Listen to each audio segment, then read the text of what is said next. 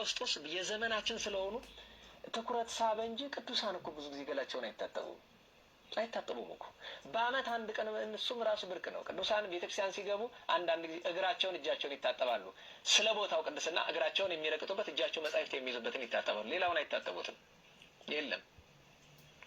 ለዚህም የምስክር ነኝ። በዘመናችን ከምናውቃቸው በቅድስና ከኖሩ አበው መካከል አንደኛው በዘመናችን ምንም ታጥበው አያውቁም። የለም። የሰውነታቸው መዓዛ ግን ግሩም ነው። በጣም ግሩም ነው። ለምን? የክርስቶስ መዓዛ በእነርሱ ላይ አለ። አብነታቸው ማን ነው? መድኃኒታችን ኢየሱስ። አባ ዮስጦስ የዘመናችን ስለሆኑ ትኩረት ሳበ እንጂ ቅዱሳን እኮ ብዙ ጊዜ ገላቸውን አይታጠቡም እኮ በአመት አንድ ቀን እሱም ራሱ ብርቅ ነው። ቅዱሳን ቤተክርስቲያን ሲገቡ አንዳንድ ጊዜ እግራቸውን እጃቸውን ይታጠባሉ። ስለ ቦታው ቅድስና እግራቸውን የሚረግጡበት እጃቸው መጻሕፍት የሚይዙበትን ይታጠባሉ። ሌላውን አይታጠቡትም። የለም። ለዚህም የምስክር ነኝ። በዘመናችን ከምናውቃቸው በቅድስና ከኖሩ አበው መካከል አንደኛው በዘመናችን ምንም ታጥበው አያውቁም። የለም። የሰውነታቸው መዓዛ ግን ግሩም ነው። በጣም ግሩም ነው።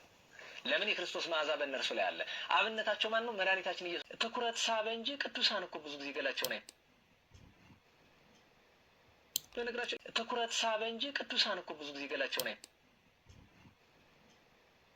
በነገራችን